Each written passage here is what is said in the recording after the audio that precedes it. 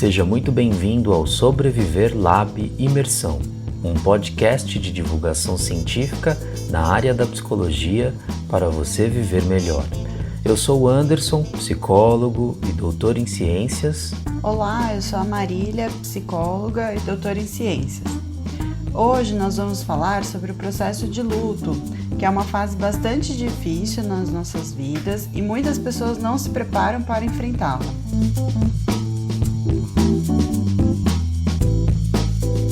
O luto é aquele momento em que a gente reage, se adapta aos sentimentos diante da perda de um ente querido.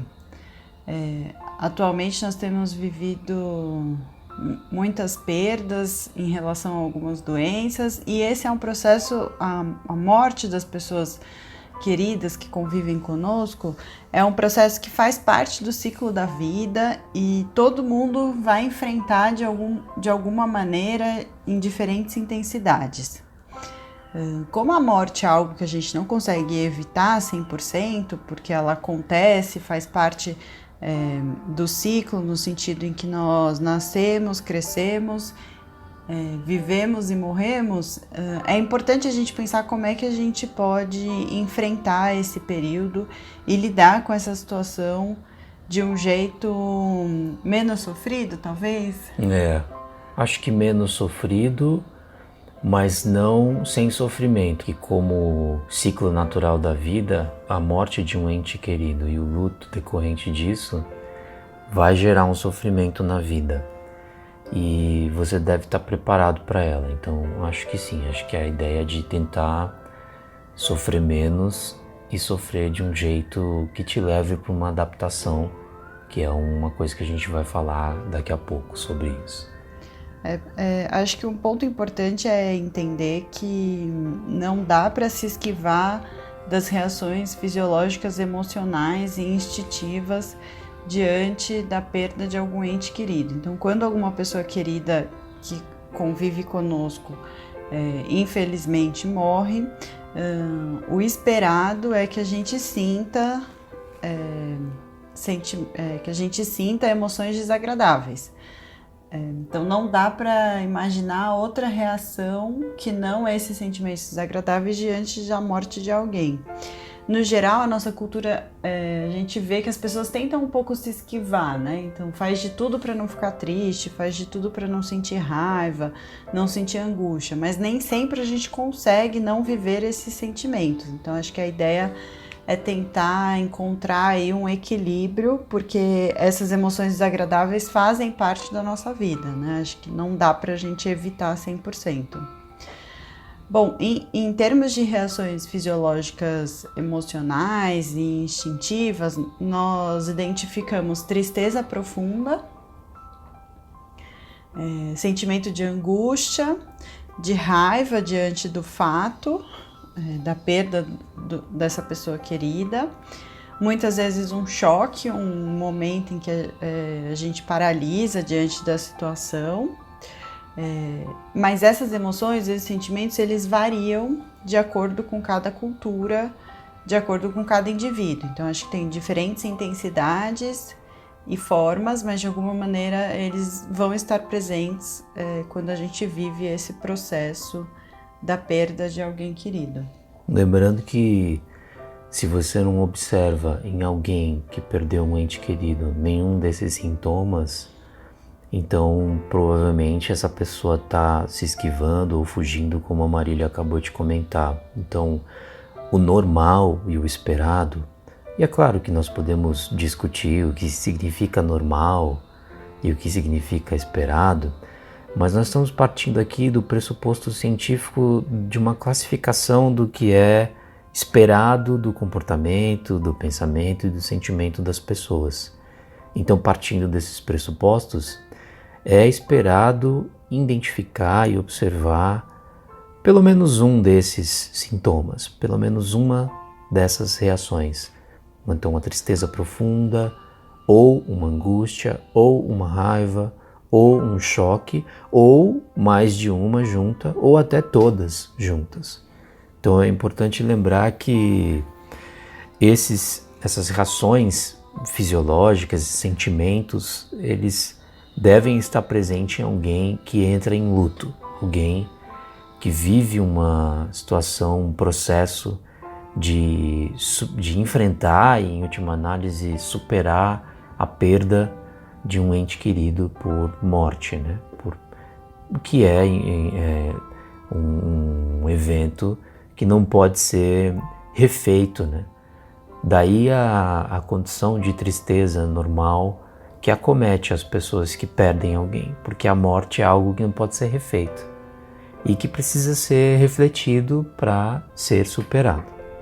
E acho que também na nossa cultura, né, só retomando esse aspecto das variações pessoais e culturais, né, na nossa cultura a gente tende ou a banalizar ou a não querer falar sobre a morte, sobre as coisas difíceis, o que pode piorar, né, esse processo de enfrentamento. Então, não que seja assim no mundo inteiro, mas acho que na nossa cultura, não sei se você concorda, na nossa cultura as pessoas tendem a se esquivar dessas coisas ruins, negativas, e não olham para a morte como um fato natural que é inevitável, que vai acontecer em algum momento. Eu não só concordo, como as pesquisas dizem isso, né, que evitar falar sobre a morte, especialmente de um ente querido, e evitar viver o luto, é só um jeito de postergar essa fase. É só um jeito de jogar lá para frente um momento que você vai ter que viver, vai ter que pensar sobre isso e vai ter que fazer alguma coisa para te ajudar a superar isso. E daí entra uma parte do luto que a gente chama de uma parte comportamental mesmo, que é aquilo que você faz diante disso, né? Então, o seu ente querido morreu. O que você faz diante disso para superar essa morte, porque ela é um fato que não pode ser refeito, né? Então, na nossa cultura ocidental, principalmente, especialmente aqui no Brasil, nós vemos com muita frequência as pessoas se engajarem em rituais religiosos ou espirituais para enfrentar esse momento. É muito comum, é fácil de observar esse tipo de padrão comportamental e ajuda muitas pessoas a enfrentar. E a literatura científica internacional mostra que isso acontece também em outros lugares do mundo e é muito comum observar, então, pessoas se envolverem com atividades religiosas ou espirituais que as ajudam a entender o que aconteceu e, em última análise, a aceitar o que aconteceu. E você consegue pensar em alguns exemplos de como seriam esses rituais religiosos? Eu me lembrei aqui sobre missa de sétimo dia. Que é uma prática dos religiosos católicos, né, no nosso país, e é muito comum, né? Não só do sétimo dia, mas também de 30 dias. Eu não sei se tem mais missa de mais de 30 dias, de fato eu não tenho essa informação, mas se algum dos nossos ouvintes tiver e quiser mandar mensagens para nós, deve ser interessante entender. Mas é importante lembrar que nem todo velório e enterro é necessariamente um ritual religioso. No nosso país está frequentemente associado, mas há velórios e enterros que não têm o componente religioso presente. As pessoas velam e enterram sem fazer orações ou sem ter presente autoridades religiosas para conduzir o processo. É que velar o corpo está associado com se despedir, né? É um Exatamente. momento para as pessoas se encontrarem, para fazerem uma despedida, e daí cada um faz uma despedida a seu modo, às vezes com uma oração, sem oração. Exatamente. E aquela despedida acontece ali daquele corpo que está sendo velado e que depois é posteriormente enterrado, ou cremado também acontece no nosso país e em vários lugares do mundo, mas acho que aqui no Brasil com menos frequência, né? A cremação é menos frequente do que o enterro, né, em cemitérios.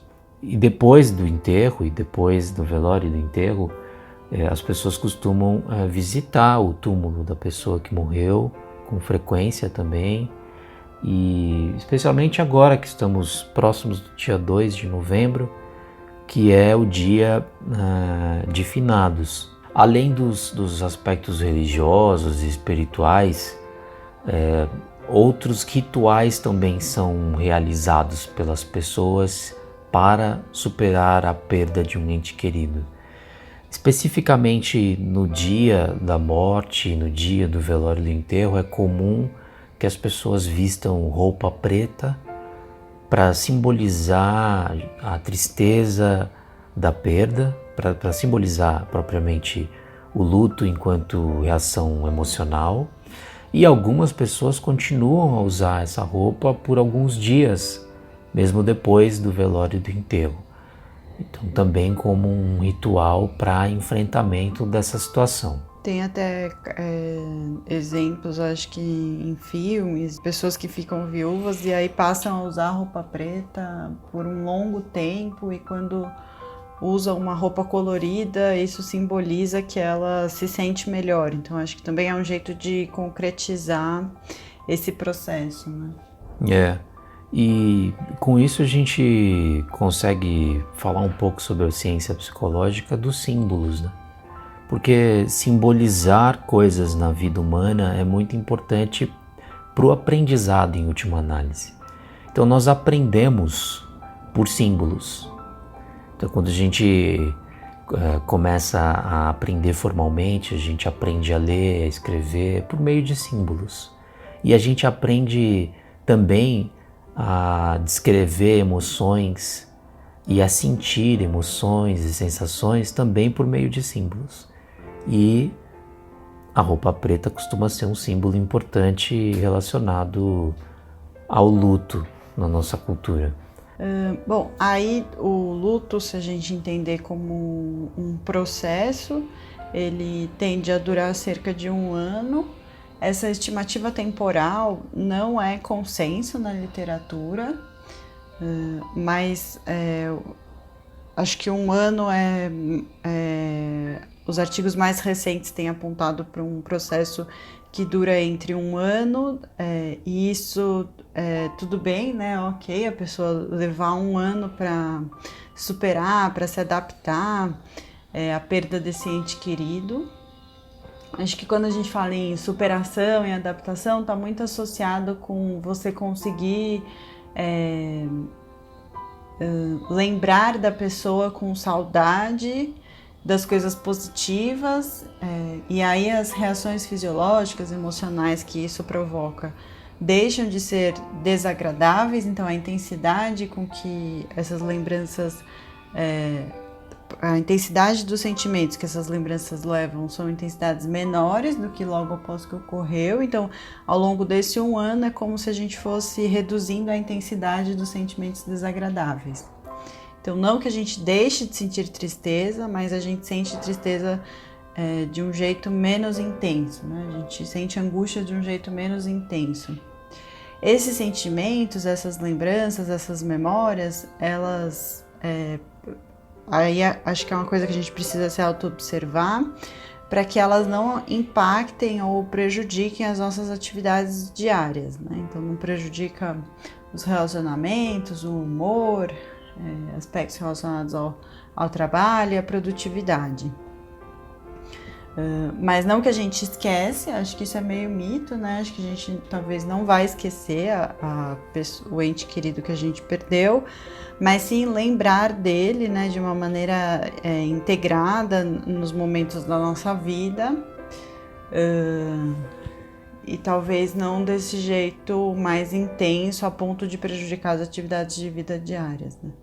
Exato. E a lembrança é um recurso humano muito importante para a aceitação do fato da morte. Então, talvez nós nomeamos como saudade, né? É um recurso importante e natural e esperado de uma condição normal de luto. Então, o luto sai de uma tristeza profunda associada a diversos outros elementos, como a Marília comentou no início do nosso podcast, angústia, raiva, choque, e vai passando gradativamente por uma sensação de saudade daquilo que foi vivido com o ente querido e de que não existirá mais e de que não poderá ser mais vivido. O que nós temos visto na literatura científica a respeito do luto, que poderia ser considerado anormal, é aquele que é persistente e pervasivo para mais de um ano. Então, persistente é ser duradouro, então é demorar para passar, e essa demora é considerada anormal se passa de um ano, e é pervasivo no sentido de afetar todas as instâncias da vida da pessoa enlutada. Então, ela tem uma dificuldade muito grande não só em realizar suas atividades básicas de vida, como dormir, ou acordar e se levantar da cama, ou fazer a sua higiene básica e até se alimentar, passando para outras instâncias da vida dela, como o trabalho. Então, muitas pessoas com esse luto anormal têm dificuldade de trabalhar, porque ficam pensando no ente querido, ficam tristes porque pensam no ente querido, e essas pessoas também acabam com dificuldades de se relacionar socialmente. Então elas se afastam das outras pessoas e elas têm uma dificuldade generalizada de se relacionar socialmente com as pessoas, demonstrando um desinteresse e um distanciamento mesmo, não só com a vida dos outros, mas com a própria vida também. Quando essa situação persiste, portanto, por mais de um ano, existe uma discussão na literatura científica de diagnósticos de nomear essa condição e esse quadro como um transtorno do luto persistente complexo, justamente por todas essas características que eu acabei de descrever. Então é um luto angustiante e incapacitante, num nível de impedir que a pessoa consiga viver normalmente aquilo que ela precisava viver. Bom, então se o sofrimento estiver prolongado e muito intenso, a ideia é que você procure ajuda. As orientações é que a terapia cognitivo-comportamental é a terapia que tem mais ferramentas eficazes que poderiam ajudar a esse processo de adaptação. Vale também citar, procurar a ajuda de um médico psiquiatra. Exato, porque dada a condição de complexidade, persistência e pervasividade do transtorno, é importante consultar um médico que pode ajudar a sair dessa condição por meio da prescrição de medicamentos específicos para isso. Bom, obrigada pela companhia, espero que tenha esclarecido aí um pouco sobre esse momento das nossas vidas que infelizmente nós passamos. Obrigado pela companhia. Se você gostou desse conteúdo, compartilhe com os amigos e até a próxima.